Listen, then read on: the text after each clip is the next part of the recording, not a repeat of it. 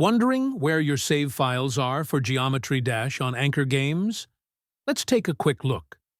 First, launch Geometry Dash and create at least one save. This ensures the game sets up the save folder on your PC. All games on AnkerGames store their saves locally. Your progress in Geometry Dash is safe, even if you reinstall the game or the launcher. I'll show you where the save files for Geometry Dash are located.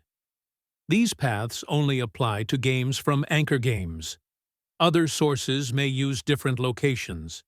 You can back up your Geometry Dash saves by copying the folder. Save it on a USB or cloud drive and restore it anytime.